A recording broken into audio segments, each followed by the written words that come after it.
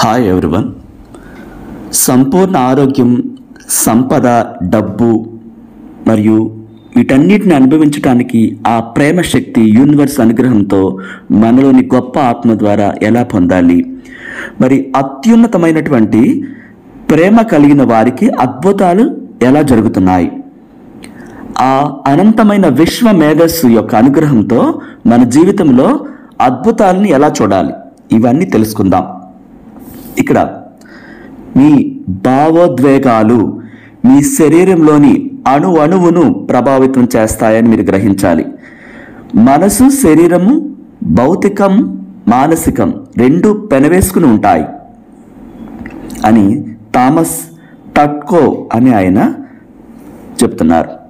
ఈయన మీ దేహంలోని ప్రపంచం ఉంది అని చెప్తున్నారు. Welcome to my channel. నా పేరు సురేష్. నేను లా ఆఫ్ అట్రాక్షన్ లైఫ్ కోచ్ని మరియు ఇంటర్నేషనల్ మోటివేషనల్ స్పీకర్ని. నా ఈ ఛానల్ని సబ్స్క్రైబ్ చేసుకున్న మీ అందరికీ థ్యాంక్ యూ సో మచ్. మీ దేహం లోపల ఒక పెద్ద ప్రపంచం ఉందంటే మీరు నమ్ముతారా? మీకే ఆశ్చర్యం కలుగుతుంది, ఇది నిజమా అనేసి. అంటే మీ శరీరంపై మీకు గల శక్తిని విడుదల చేస్తుంది. మీరు దాన్ని గురించి తప్పకుండా తెలుసుకోవాలి, ఎందుకంటే అది మీ చెప్పు చేతల్లో ఉంటుంది కనుక. ఇక్కడ ఈ శరీరంలో ప్రతి కణము ఒక పాత్ర పోషిస్తుంది. మళ్ళీ అన్ని కణాలు కలిసి మీకు ప్రాణం పోస్తాయి. కొన్ని అవయవాలను, కొన్ని శరీర భాగాలను కొన్ని కణాలు నడిపిస్తుంటాయి. గుండెను కొన్ని, మెదడును కొన్ని, మన కాలేయాన్ని కొన్ని, ఊపిరితిత్తులను కొన్ని, మూత్రపిండాలను కొన్ని, ఇలాగా ఒక్కొక్క అవయవాన్ని నడిపించే బాధ్యత అవన్నీ తీసుకుంటాయి. ఆయా అవయవాలను క్రమబద్ధంగాను పరిపూర్ణంగాను పనిచేసేలా అవి చేస్తాయి. మన శరీరానికి పహరా కాసే కణాలు కొన్ని ఉంటాయి. అంటే బార్డర్లో మనకి రక్షణ వ్యవస్థ సోల్జర్స్ ఎలా ఉంటారో మన శరీరానికి కూడా పహరా కాసే కణాలు ఉంటాయి, ఆ రక్షణ వ్యవస్థ. మన శరీరంలో 60,000 ఆ రక్తవాహిక ఆ కణాలన్నిటిలోనూ పయనించి మన శరీరాన్ని క్రమపద్ధతిలోనూ ప్రశాంతంగానూ ఉంచుతాయి. ఏదైనా ఒక చిన్న కలవరం ఏర్పడితే వెంటనే ఉదాహరణకి మన చర్మంపై ఉన్న చిన్న గాయం ఏర్పడినా సరే ఈ పహరా కాసే రక్షణ వ్యవస్థ కణాలు ఉంటాయి కదా, అవి వెంటనే సడన్గా రియాక్ట్ అయిపోతాయంట. అంటే బార్డర్లో సోల్జర్స్ ఏదైనా జరిగితే ఎట్లా అప్రమత్తం అవుతారు, అట్లా అప్రమత్తమైపోతాయి. వెంటనే ఆ ప్రదేశంలో దాన్ని మరమ్మత్తు చేసే బృందం తయారైపోతుంది. చర్మం గీసుకుపోయింది అనుకోండి, ముందు అక్కడికి రక్త ప్రవాహం, ఆ రక్తం ప్రవహించకుండా గడ్డ కట్టించే బృందం వెళ్ళిపోతుంది. ఆ పని కాగానే చర్మాన్ని కలిపేసే బృందం వచ్చి మరమ్మత్తు చేస్తుంది. ఇట్లా ఈ సూక్ష్మజీవులంటి ఇవన్నీ కూడా చొరపాటుదారులు మీ శరీరంలో ప్రవేశించకుండా ఇవి అడ్డుకుంటాయి. వేరేవి అంటే సూక్ష్మజీవులు మీకు శరీరాన్ని ఇబ్బంది పెట్టే వాటిని కూడా అడ్డుకుంటాయి అన్నమాట, బయట నుంచి వచ్చే వాటిని. ఇదంతా ఒక రక్షణ వ్యవస్థ. దీని లోతుల్లోకి వెళితే చాలా ఉంటుంది. అయితే ప్రతి అవయపు పరిపూర్ణ రూపాన్ని మీరు చూడాలి. జబ్బుల తాలూకు నీడలు కూడా మీ మీద పడకుండా చూసుకోవాలి అంటున్నారు. అంటే ఏ కారణం చేత మీ శరీరంలోని ఒక కణం తన స్వభావాన్ని మార్చుకున్నా లేదా కొన్నాళ్ళు పనిచేయకుండా పోయినా, ఆ పని చేయకపోయినటువంటి పహరా కణాలు ఆ కణాన్ని మరమ్మత్తు చేసే బృందానికి పంపిస్తాయి. ఇక్కడ సహజమైన రసాయనశాలలో లభ్యమవుతాయి. ఈ రిపేర్ చేసేదంతా కూడా మన శరీరంలోని ఒక సహజ సిద్ధమైనటువంటి పూర్తి రసాయనశాల ఉంటుంది. అది మన శరీరాన్ని మరమ్మత్తు చేయగల అన్ని రసాయనాలను తయారు చేస్తుంటుంది, లోపలే తయారు చేసుకుంటుంది. అన్ని కణాలు మన జీవితకాలం వారానికి 7 రోజులు, ఆ రోజులో 24 గంటలు ఒకే బృందంలాగా అవన్నీ పనిచేస్తాయి. వాటి ఏకైక కర్తవ్యం మన ప్రాణాన్ని, ఆరోగ్యాన్ని కాపాడటం. మన శరీరంలో దాదాపు 100 ట్రిలియన్ల కణాలు ఉంటాయి. అన్ని కణాలు ఇవన్నీ కూడా నిరంతరం పనిచేస్తూ మనకు ప్రాణం పోస్తున్నాయి. అవన్నీ మన చెప్పు చేతల్లోనే ఉన్నాయి. మన ఆలోచనలతోనూ మనం ఎట్లాంటి నమ్మకాలతో వాటి మీద శాసిస్తుంటామో దాన్ని నిజం చేయటమే వాటి పని. మీ శరీరాన్ని, మీ గురించి, మీ శరీరానికి మీరేమని నమ్ముతారో మీలోని కణాలంతా కూడా దాన్నే నమ్ముతాయి. మీరేమి ఆలోచిస్తున్నా, ఏమి భావిస్తున్నా, ఏమి అనుభూతులు రిలీజ్ చేస్తున్నా, ఏడుస్తున్నా, బాధపడుతున్నా, తీవ్ర ఒత్తిడికి గురైనా మిమ్మల్ని ప్రశ్నించవన్నీ కూడా మీరు కమాండ్ ఇస్తే మీ నమ్మకాలను, మీ ఆలోచనలను వినటం మాత్రమే చేస్తాయి. వాటిని కమాండ్గా తీసుకుని నిజం చేసేస్తాయి. నాకేం బాగాలేదన్నారు అనుకోండి, మొత్తం ఒకేసారి అవి నిజం చేసేస్తాయి. ఇక్కడ మీకేం కావాలి, మీరు దేన్ని ప్రేమిస్తారు, దాన్ని హృదయపూర్వకంగా కాంక్షించాలి. అదే మీ శరీరానికి మీరు ఇవ్వాలి. మీ దేహ కణాలు మీకు అత్యంత విశ్వాసపాత్రమైనవి. మీ ఆజ్ఞల్ని ప్రశ్నించకుండా అవి పాటిస్తాయి. కనుక మీరు ఏమి ఆలోచిస్తారో, ఏ భావనలతో ఉంటారో, దేన్ని నమ్ముతారో అదే మీ శరీరానికి ఒక చట్టం అవుతుంది.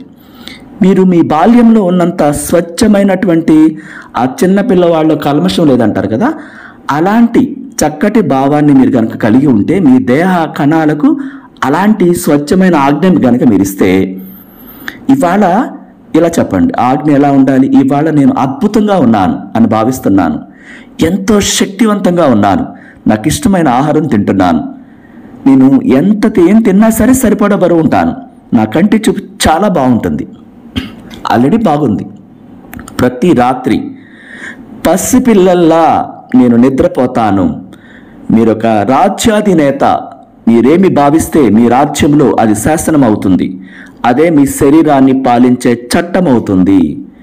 ఇలా మీరు మాట్లాడినప్పుడు అవి నమ్ముతాయి.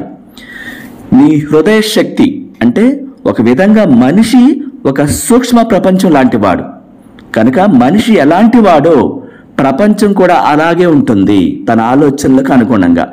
డేవిడ్ బామ్ అనే ఆయన క్వాంటం భౌతిక శాస్త్రవేత్త చెప్తున్నారు, మన శరీరంలో లోపల చిత్రం సౌరమండల చిత్రాన్ని పోలి ఉంటుంది. మన హృదయం ఈ సౌరమండల కేంద్రంలోని సూర్యుని వంటిది. మన అవయవాలు వివిధ గ్రహాలు పరస్పర సామరస్యంతో ఒక సమతూకంలో ఉండటానికి గ్రహాలు సూర్యుని మీద ఆధారపడినట్లే మన శరీర అవయవాలన్నీ కూడా గుండె మీద ఆధారపడి ఉంటాయి. మన హృదయంలో ఉండే ప్రేమ, ఆ కృతజ్ఞత, ప్రశంస మన శరీరపు రోగ నిరోధక శక్తిని పెంచుతాయట. దీన్ని డేవిడ్ బామ్ అనే క్వాంటం భౌతిక శాస్త్రవేత్త నిరూపించారు. ఈ ముఖ్యమైన రసాయనిక ఉత్పత్తిని కూడా అవి పెంచుతాయి, రక్త ప్రసరణ అద్భుతంగా జరిగేలాగా. భౌతిక శక్తిని, ఉత్సాహాన్ని మెరుగుపరుస్తాయని, హార్మోన్స్లోని ఒత్తిడిని తగ్గిస్తాయని, షుగర్ వ్యాధిగ్రస్తుల్లో గ్లూకోజ్ లెవెల్స్ను తగ్గిస్తాయని, రక్తపోటు నియంత్రిస్తాయని, టెన్షను, ఒత్తిడి, అపరాధ భావాన్ని తగ్గిస్తాయని కాలిఫోర్నియాలోని, అమెరికాలోని హార్ట్ మాత్ ఇన్స్టిట్యూట్ వారు దీన్ని ప్రయోగాత్మకంగా నిరూపించారు. మీరు ప్రేమతో గనక నిండి ఉంటే, శాంతితో నింపబడి ఉంటే అసలు మీకు అనారోగ్యమే రాదని చెప్పేసి ఆ కాలిఫోర్నియాలోని హార్ట్కు సంబంధించినటువంటి ఆ మాద్ ఇన్స్టిట్యూట్ వారు దాన్ని ప్రయోగాత్మకంగా నిరూపించారు. అనేక వేల మంది మీద ప్రయోగాలు చేశారు. ప్రేమ భావనలు గుండె కొట్టుకునే వేగాన్ని కూడా క్రమబద్ధీకరిస్తాయని వారు చెప్తున్నారు. గుండె తాలూకు అయస్కాంత క్షేత్రం మెదడు అయస్కాంత క్షేత్రం కన్నా 5000 రెట్లు శక్తివంతమైనదని ఆ హార్ట్ మ్యాథ్ సంస్థ, అంటే కాలిఫోర్నియాలో, అమెరికాలో ఉన్నటువంటి ఆ సంస్థ ప్రయోగాత్మకంగా చాలా వేల మంది మీద నిరూపించింది ప్రయోగం చేసి. ఈ క్షేత్రం మన శరీరం నుంచి ఎన్నో అడుగుల దూరానికి చేరుతుంది. ఇదన్నమాట ఆ సంస్థ నిరూపించింది. మన శాస్త్రవేత్తలు చాలామంది ప్రపంచవ్యాప్తంగా ఉన్న వాళ్ళు మన శరీర ఆరోగ్యంపై ప్రేమ ప్రభావాన్ని అర్థం చేసుకోవటంలో మరికొన్ని విప్లవాలే సాధించారు. అంటే వాళ్ళు నీటి ప్రయోగాలు కూడా చేశారు. మన శరీరంలో 70% వాటర్ ఉంటుంది, మన తలలో 80% నీళ్లే ఉంటాయి. సానుకూలమైన ఆలోచనలకు, ప్రేమను కలిగి ఉంటే, కృతజ్ఞతలు కలిగి ఉంటే నీటి శక్తి స్థాయి పెరుగుతుంది, దాని నిర్మాణం మారుతుంది, అది పరిపూర్ణంగా సామరస్యపూర్వకంగా తయారవుతుందని Japan, Russia, Europe, United State of అమెరికాలోని పరిశోధకులు కనిపెట్టారు. మనలో సానుకూల భావాలు పెంపొందిన కొద్దీ మనలోని ఈ నీరు మరింత సామరస్యపూర్వకంగా శాంతితో ఉంటుంది. ద్వేషం వంటి కోపాలతో నింపబడి గనక ఆ భావనలు మీరు పంపిస్తే ఆ శరీరంలో నీటి స్థాయి తగ్గిపోతుంది. తద్వారా విధ్వంసానికి గురవుతారంట. సడన్గా ఆ వాటర్ లెవెల్స్ పడిపోయినప్పుడు డిహైడ్రేషన్ వచ్చేస్తుంది. ఇట్లా చాలా చాలా భావోద్వేగాలు, అంటే సడన్గా కోప్పడిపోవటం, షార్ట్ టెంపర్కి గురవటం, ఇలాంటివి జరిగినప్పుడు ఆ కణంలోని ఆ కేంద్రంలో ఉన్న నీరంతా తగ్గిపోతుందట. ఆ కణాలన్నిటికీ నీరు సరిపోక అనారోగ్యానికి గురవుతారట. అలా కాకుండా మీరు ప్రేమ కృతజ్ఞతలు మీ శరీర ఆరోగ్యాన్ని నిలిపి ఉంచడానికి గనక మీరు చూపిస్తే, అంటే మీ శరీరంలో ఎప్పుడు కోపం ఉండకూడదు, చాలా కూల్గా ప్రశాంతంగా ఉండాలి. మీ కళ్ళ ముందు యుద్ధం జరుగుతున్నా సరే, నా వల్ల జరగట్లేదు, వాళ్ళ ఆలోచనల ప్రకారం అనంత విశ్వశక్తిలోకి వాళ్ళ యొక్క ఆత్మ ద్వారా పంపించారు, అది యూనివర్స్ వాళ్ళకి ఇస్తుంది, నేను కారణం కాదు అని మీరు సైలెంట్ అయిపోవాలి. ఎంత సైలెంట్ అయితే అంత ఆరోగ్యంగా ఉంటారు. ఇక్కడ పరిపూర్ణమైన ఆరోగ్యానికి ఈ ప్రేమ శక్తి ఎలా ఉపయోగించాలి? మరి అనంత విశ్వశక్తి ఆ ప్రేమను ఎందుకు ఉపయోగించమంటుంది? అత్యున్నతమైన ప్రేమ ఎక్కడుంటుందో అక్కడే అద్భుతాలు జరుగుతాయని విశ్వశక్తి చెబుతుంది. అనంతమైన విశ్వశక్తి ఈ విల్లా ఖాదర్ అని ఆయన 1947లో తన నవల రచయిత పులిపట్టర్ బహుమతి విజేత అయినటువంటి ఆయన రాశారు. మనం కోరుకున్న విధంగా మన ఆరోగ్యం ఉండాలంటే మనలో ప్రేమ ఎక్కువగా ఉండాలట. ద్వేషం ఉండకూడదు, పగ ఉండకూడదు, ప్రతీకారం ఉండకూడదు, లోపల రగిలిపోతూ ఉండకూడదు. ఎంత జబ్బులో ఉన్నా సరే ఆరోగ్యం గురించి మీరు సరైన మంచి ఆశాభావంతో కనుక ఉంటే ఆరోగ్యం మెరుగవుతుందని నిరూపించారు ఆయన. ఆరోగ్యాన్ని ప్రేమిస్తేనే ఆరోగ్యం మనకి, దాన్ని మనం ప్రేమించకపోతే అది మనల్ని ప్రేమించదట. జబ్బుని గురించి మీరు అదే పనిగా ఇతరులతో ఏకరువు పెడుతున్నారనుకోండి, దాని స్థాయిని మీరే పెంచుతారు, నయం కాకుండా మీరే అడ్డుకుంటున్నారు. అలా చెప్పి అంటే మనం పంపించేదే ఈ విషయంలోకి వెళుతుంది, తిరిగి అదే వస్తుంది. కనుక మీరు కోరుకోని వాటిని, మీకు అవసరం లేని వాటిని మీరు మీ నుంచి తరిమివేయాలి. మీ ఆరోగ్యానికి సంబంధించిన మంచి చేసే ఆలోచనలే మీరు చేయాలి. ప్రతిరోజు ఆరోగ్యంగా ఉన్నందుకు ఆ మహోన్నతమైన విశ్వశక్తికి కృతజ్ఞతలు చెప్పండి.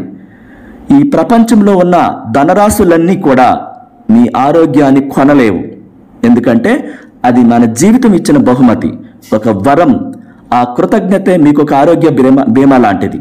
ఆ కృతజ్ఞత మీ ఆరోగ్యానికి ఒక హామీ లాంటిది. అయితే మీరు మారిపోకుండా ఆరోగ్యం రాదు.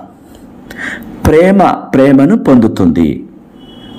సెయింట్ తెరీసా ఆఫ్ ఎమిలా క్రైస్తవ మార్మిక రచయిత చెప్తున్నారు, దానికి కృతజ్ఞతను జోడించమని చెప్తున్నారు.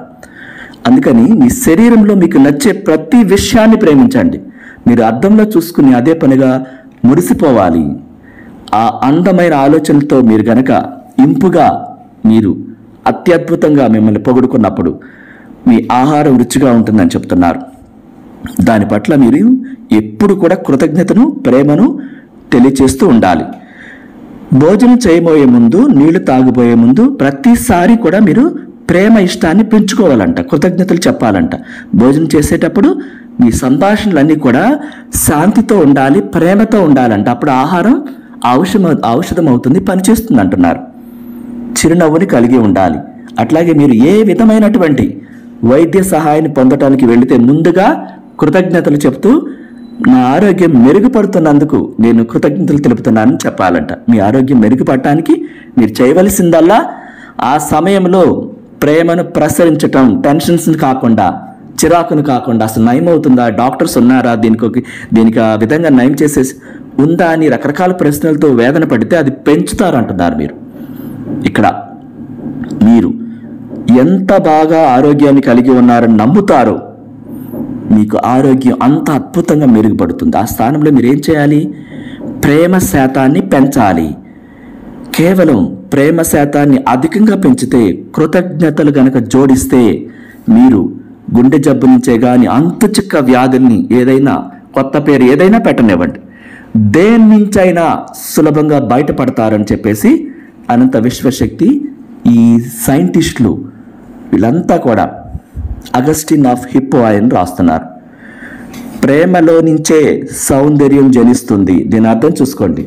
ఎవరైతే ప్రేమతో చిరునవ్వుతో లోపల ఒక పండగ వాతావరణంలాగా పులకరించిపోతూ ఆ ప్రేమను తలుచుకుంటూ ఉంటారో ఆ శరీర సౌందర్యం ఆటోమేటిక్గా పెరుగుతుందంట. అది రహస్యం. మీలో ప్రేమ వికసించిన కొద్దీ సౌందర్యం కూడా వికసిస్తుంది. ఎందుకంటే ప్రేమే ఆత్మకు సౌందర్యం. మన ఆత్మకు ప్రేమ కావాలి. ఆ ఆత్మ ఏం చేస్తుంది? మన శరీరాన్ని మొత్తాన్ని కూడా పునఃసృష్టి చేస్తుంది అద్భుతంగా, ఆరోగ్యంగా.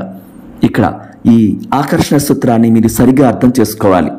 మీ జబ్బు నుంచి వీలైనంత మీ మనసును మళ్లించాలి. జబ్బు గురించి మాట్లాడకూడదు. అనారోగ్యంగా ఉన్న వాళ్ళ గురించి అదే పనికి తెలుసుకోవడానికి ట్రై చేయకూడదు అంటుంది. ఎందుకంటే మీ ఆత్మ ఆకర్షిస్తుందట. ఆరోగ్యంగా ఉన్న వాళ్ళ గురించి మాట్లాడుకోమంటున్నారు.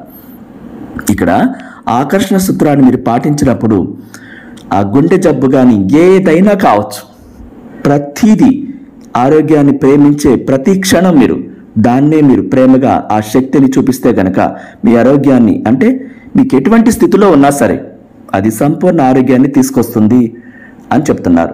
ఇక్కడ ఒక స్త్రీ గుండె జబ్బుతో బాధపడుతూ ఉన్నప్పుడు ప్రతిరోజు లా ఆఫ్ అట్రాక్షన్ గురువు చెప్పినట్టుగా ఉదయం నిద్ర లేవగానే దృఢమైన గుండె కలిగి ఉన్నాను, సంపూర్ణంగా పనిచేస్తుంది, అందుకు కృతజ్ఞతలు అని చెప్పేసి ఆ గుండెకి కృతజ్ఞతలు చెబుతూ ఆ గుండె డాక్టరు తనకు జబ్బు నయమైపోయిందని చెప్తున్నట్లు ఊహించుకునేది. ఈ విధంగా ఆమె 4 నెలలు ప్రతిరోజు ఉదయం తన గుండెకి కృతజ్ఞతలు చెప్పేది వదలకుండా. ప్రతి కణానికి మళ్ళీ మళ్ళీ మళ్ళీ ప్రతిరోజు ఉదయం కృతజ్ఞతలు చెప్పేది. అలా రికార్డులు బద్దలయ్యేలాగా అదే హాస్పిటల్లో ఉన్నవాళ్ళు అన్నీ కనుక వెరిఫై చేసినప్పుడు ఏ టాబ్లెట్ వేసుకోలేదు. కానీ ఇది ఎలా సాధ్యమైందని ఆ గుండె డాక్టర్లు ఆశ్చర్యపోయారు. మళ్ళీ మళ్ళీ కూడా ఆ పాత రిపోర్ట్లన్నీ తిరగదోడారు.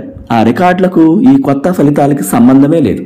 ఫస్ట్ సారి గుండె జబ్బు ఉందని మొత్తం పరీక్షల్లో తేలింది. 4 నెలల తర్వాత కొత్తగా మళ్ళీ పరీక్షించినప్పుడు ఆ పాత రిపోర్ట్లన్నీ కూడా వీటికి జమ చేస్తే 2 వెరిఫై చేసుకుని పక్కన పెడితే సంబంధం లేదు. కారణం ఆమె ఫలితం గుండె జబ్బు పూర్తిగా నయమైపోయింది, సంపూర్ణమైన ఆరోగ్యంతో బలంగా ఉంది. అంటే ఆమె విశ్వాసం, ప్రతిరోజు చెప్పిన కృతజ్ఞతలు, ఆమె టెన్షన్ ఇవ్వలేదు, భయపడలేదు, దేనికి దిగాలు పడలేదు. లా ఆఫ్ అట్రాక్షన్ ఒక గొప్ప శక్తితో కనెక్ట్ అవుతున్నా నేను, నాలోని అంతరాత్మతో దానికి చెప్తున్నప్పుడు అది రిపేర్ చేస్తుంది.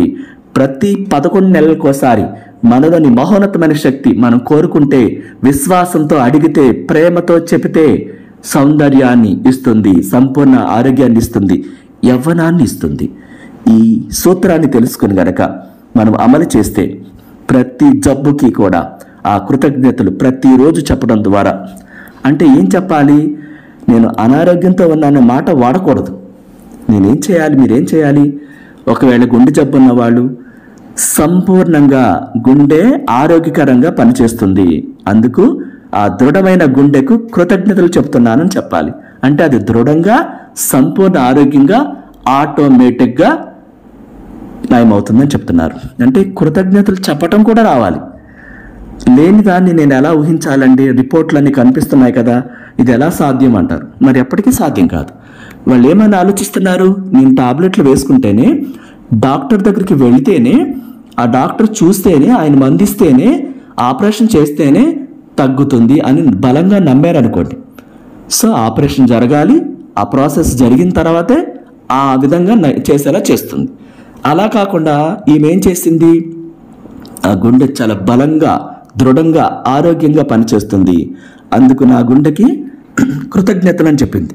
అంటే నమ్మకం, లా ఆఫ్ అట్రాక్షన్ పట్ల, అనంత విశ్వశక్తి పట్ల ఆ నమ్మకం మళ్ళీ మళ్ళీ మళ్ళీ ఆ కృతజ్ఞతల పరంపర కొనసాగిస్తూనే ఉంది. 4 నెలల పాటు మిరాకిల్ జరిగాయి.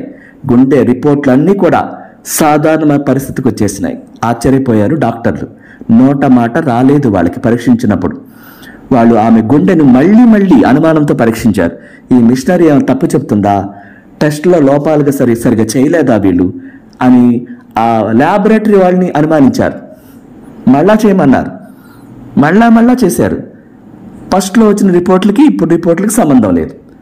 ఇక్కడ ఆరోగ్యకరంగా ఉంది, అక్కడ అనారోగ్యంతో ఉంది ఫస్ట్లో 4 నెలల క్రితం. ఇక్కడ ఈ ఆకర్షణ సూత్రం, మహోన్నతమైన విశ్వశక్తి మనకిచ్చే ఆ ప్రేయర్ని, ఓహో పొన్ను ప్రేయర్ కూడా ఈ హోపోనోపోనో ప్రేయర్ కూడా మిరాకిల్ సృష్టిస్తుంది. చాలామంది ఏంటంటే కంగారు పడిపోతూ ఉంటారు. ఈ క్షణం ఇప్పుడిప్పుడే ప్రేయర్ చేసి తగ్గలేదేంటి, చెప్పారు తగ్గలేదేంటి అంటే కనీసం ఆ ప్రాసెస్ జరగటానికి కూడా రెడీగా ఉంటారు. అనుమానం అనమాట. అదేమవుతుంది, జరగకుండా చేస్తుంది. అది వాళ్ళకి తెలియదు పాపం ఆ విషయం. దేన్ని అనుమానించకూడదు, విశ్వాసంతో ఉండాలి. Thank you so much. నచ్చితే లైక్ చేయండి.